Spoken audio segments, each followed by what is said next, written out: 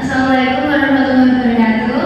Selamat pagi untuk teman-teman kelas 4D mata kuliah manajemen sumber daya manusia serta Ibu Kartati Sumukar selaku dosen pengampu mata kuliah manajemen sumber daya manusia.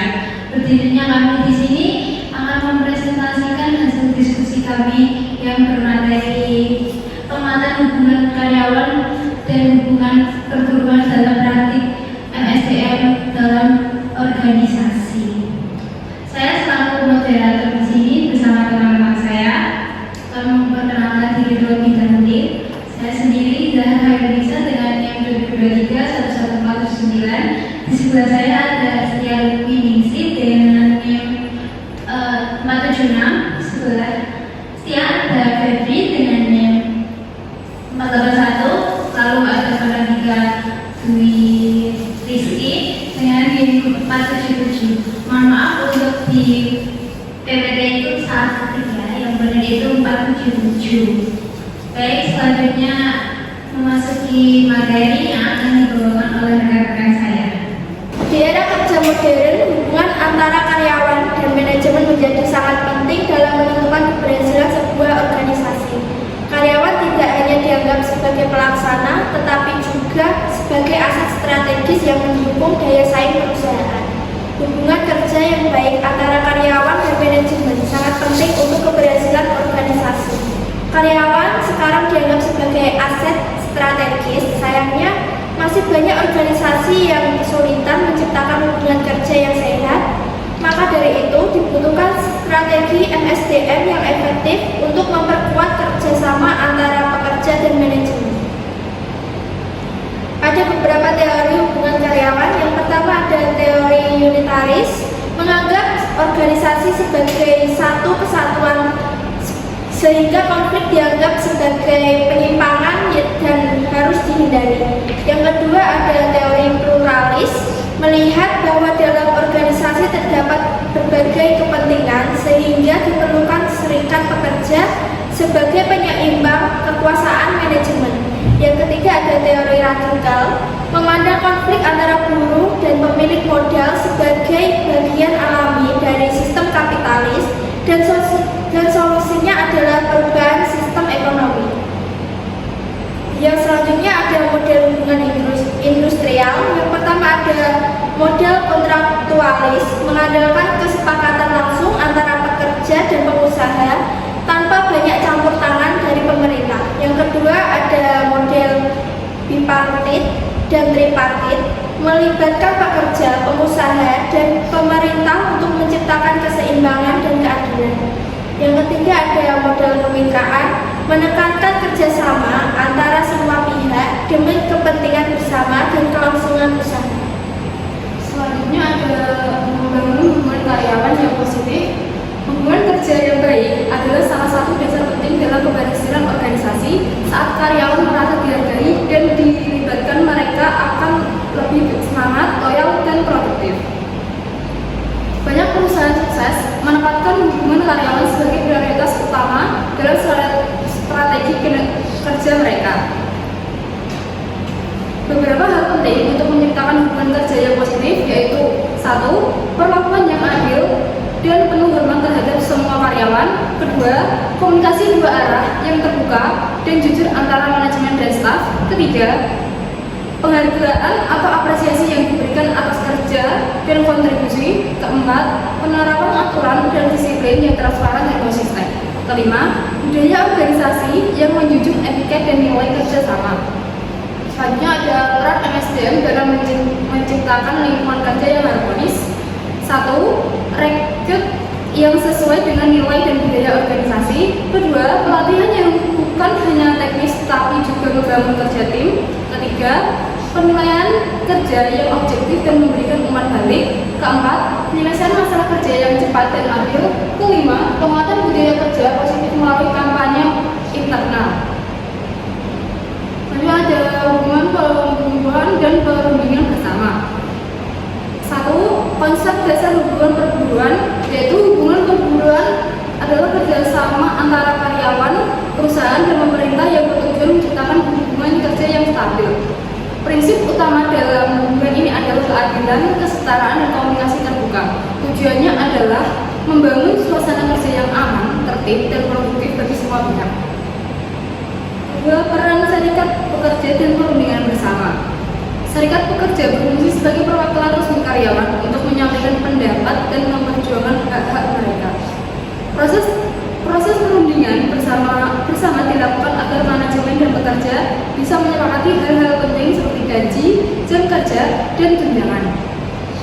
Proses ini terdiri dari beberapa tahap, yaitu persiapan, negosiasi, pembuatan kesepakatan tertulis, dan pelaksanaan serta evaluasinya. Ketiga, tantangan dan contoh. Dalam pelaksanaan hubungan perburuan, beberapa tantangan yang sering muncul adalah tidak seimbangnya posisi antara manajemen dan serikat pekerja, kurangnya pemahaman tentang hukum tenaga kerjaan dan tantangan dari globalisasi serta teknologi. Meski begitu, ada perusahaan yang berhasil menjalankan hubungan kerja yang baik seperti PT EGZ dan BUMN sektor transportasi dengan membangun komunikasi dan kerjasama yang saling menguntungkan. Baik, selanjutnya dampak hubungan kerja dan integrasi strategis bagi manajemen SDM. Pengembangan organisasi yang menjaga hubungan kerja harmonis, komunikasi internal yang baik, dan budaya organisasi yang kuat terbukti meningkatkan motivasi, komitmen, dan efektivitas kerja karyawan. Ini mendorong produktivitas bagi di tingkat individu maupun organisasi. Perubahan organisasi yang terstruktur seperti penyesuaian struktur, teknologi, dan budaya kerja pentingnya untuk menjaga daya saing dan keberlanjutan. Namun jika tidak dikelola dengan baik, perubahan dapat menimbulkan resistensi dan penurunan motivasi. Di antaranya 1. Hubungan kerja harmonis, 2. Perubahan organisasi terstruktur, 3. Pengembangan organisasi, yang keempat manajemen perubahan. Selanjutnya, manajemen SDM harus berperan aktif dalam memastikan proses perubahan dan pengembangan organisasi berjalan dengan efektif agar kinerja karyawan dan organisasi meningkat. Strategi yang perlu diterapkan meliputi penguatan budaya organisasi, manajemen konflik, pengembangan karir, serta komunikasi internal yang efektif. Dengan strategi ini, resistensi terhadap perubahan dapat dikurangi dan motivasi karyawan tetap terjaga. Di antaranya 1. Penguatan budaya organisasi, yang kedua manajemen konflik, yang ketiga pengembangan karir, yang keempat komunikasi internal yang efektif. Selanjutnya, latar belakang PT Solusi Energi Nusantara. PT Solusi Energi Nusantara adalah perusahaan jasa yang selalu mengutamakan hubungan baik antar karyawan sebagai kunci untuk meningkatkan kinerja dan semangat kerja. Mereka paham untuk meningkatkan kinerja dan semangat kerja. Mereka paham bahwa keberhasilan perusahaan tidak hanya bergantung pada kemampuan teknis dan sumber daya, tapi juga sangat dipengaruhi oleh komunikasi dan hubungan antar orang di tempat kerja. Karena itu, perusahaan melakukan berbagai cara agar komunikasi berjalan lancar, karyawan lebih terlibat dan tercipta suasana kerja yang positif, serta mendukung perkembangan setiap karyawan. Keberhasilan perusahaan ini dalam menjaga hubungan baik antara karyawan membuktikan bahwa perhatian hubungan antara manusia sangat membantu meningkatkan produktivitas dan kepuasan kerja.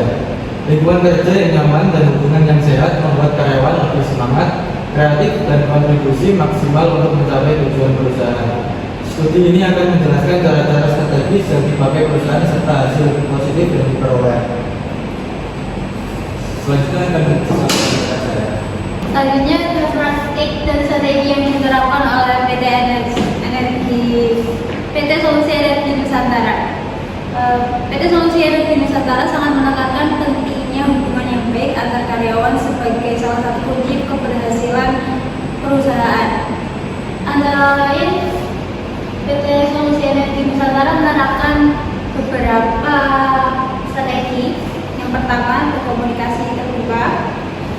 Perusahaan rutin mengadakan diskusi dan briefing setiap hari atau mingguan yang melibatkan semua divisi atau bagian. Selain bertatap muka, mereka juga memakai teknologi seperti aplikasi WhatsApp atau Zoom serta meeting. terutama saat karyawan bekerja dari rumah atau work from home, supaya informasi bisa cepat dan jelas sampai serta pekerjaan tetap lancar. Selanjutnya, PT Solusi Energi mengadakan rapat koordinasi dan employee gathering. Perusahaan rutin mengadakan rapat bulanan dan tahunan untuk memantau pekerjaan sekaligus mempererat hubungan antar karyawan. Selain itu ada juga acara santai seperti gathering untuk membangun kebersamaan, meningkatkan semangat kerja dan membuat karyawan merasa dihargai. Yang ketiga, memberikan reward dan penghargaan. Perusahaan memberikan penghargaan kepada karyawan yang berprestasi seperti sertifikat, bonus, atau pengakuan khusus. Tujuannya untuk memotivasi agar karyawan terus berusaha lebih baik dan merasa dihargai. Yang terakhir, mengevaluasi komunikasi secara berkala. PT ini melakukan evaluasi setiap bulan dengan cara berkomunikasi antara manajemen dan karyawan. Mereka mengumpulkan masukan untuk menemukan dan memperbaiki masalah komunikasi supaya informasi tetap lancar dan transparan. Selanjutnya, dampak-dampak positif dari strategi yang diterapkan antara lain, pertama, meningkatkan semangat dan kinerja karyawan. Adanya komunikasi yang lancar, budaya kerja yang positif, serta penghargaan atas pencapaian karyawan membuat mereka lebih semangat menjalani hari kerja. Kedua, meningkatkan kepuasan dan loyalitas. Karyawan yang merasa diperhatikan cenderung lebih puas dan setia kepada perusahaan. Hal ini berdampak pada rendahnya tingkat pengunduran diri atau turnover rate dan membantu perusahaan mempertahankan karyawan yang berpengalaman. Yang terakhir, akan mewujudkan lingkungan kerja yang nyaman dan sehat. Hubungan yang positif serta komunikasi yang baik menciptakan suasana kerja yang nyaman dan minim konflik. Lingkungan seperti ini sangat penting untuk menjaga kesehatan mental dan fisik karyawan sehingga mereka dapat bekerja lebih fokus dan semangat. Baik, seperti itu presentasi yang dapat kami sampaikan. Yang terakhir, izinkan saya membacakan kesimpulan dari presentasi kita pada hari ini. Kesimpulan yang dapat kita petik pada presentasi kali ini bahwa perusahaan harus menjaga hubungan karyawan dan penggunaan secara baik untuk meningkatkan retensi karyawan dan meminimalisir turnover rate pada suatu perusahaan. Sedangkan untuk studi kasus pada PT Solusi Energi sendiri, PT ini telah menerapkan berbagai strategi untuk menjaga hubungan karyawan yang baik. Baik, sepertinya itu saja untuk presentasi kelompok 9 kali ini. Saya mewakili kelompok 9. Minta maaf jika ada kesalahan dalam menyampaikan materi atau membingungkan dalam penyampaian materi. Begitu, wassalamualaikum warahmatullahi wabarakatuh. Minal izin wal faizin.